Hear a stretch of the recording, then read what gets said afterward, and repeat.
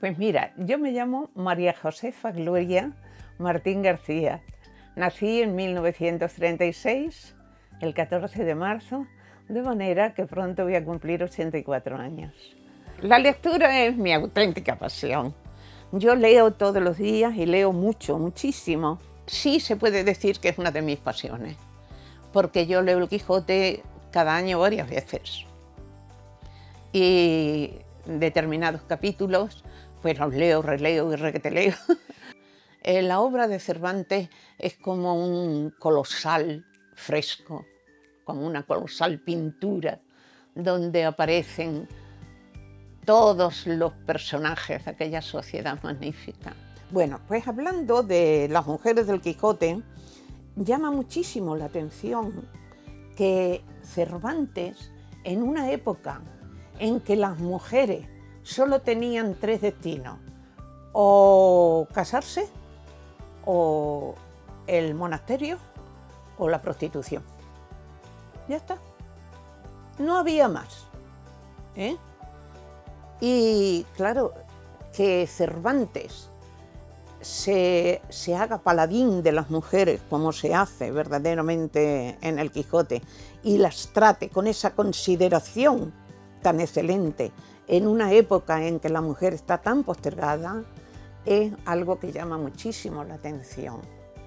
Y empezamos a leer el Quijote, enseguida nos damos cuenta de esa galería de mujeres que va a pasar por la obra y cómo las trata. Y decimos, ¿de dónde viene esto? ¿Por qué Cervantes tiene esa actitud ante las mujeres? Pues tiene una explicación. Cervantes ha vivido solo entre mujeres. El matrimonio era válido simplemente con el asentimiento de los contrayentes. O sea, a ti te gustaba una mujer, ibas por ella a conquistarla, a seducirla. Pero si la mujer era lista, que era el caso de las hermanas de Cervantes, decían sí, pero con promesa de matrimonio. El otro daba promesa de matrimonio. Y si luego no quería cumplir, pues ellas tenían derecho a una indemnización. Ese matrimonio era válido. El matrimonio de palabra era válido. Tú le decías a la mujer, oye, tal, y ella te decía, sí, sí, quiero con promesa de matrimonio, ¿me lo promete? Sí, sí, ya estamos casados. Y estaban casados. ¿Comprendéis? Y eso aparece en el Quijote en varias ocasiones. Por ejemplo, en el caso de Dorotea y Fernando. Fernando había seducido a Dorotea, que es una de las mujeres del Quijote, la había seducido con promesa de matrimonio, pero no se la había cumplido. Y entonces ella se tiró, digamos, al campo y a la calle hasta que lo encontró y dijo, tú me tienes a mí que cumplir tu palabra. Y se la cumplió. Desde el principio aparece la tía y la sobrina, que son unas mujeres sumisas, que están allí con Don Quijote.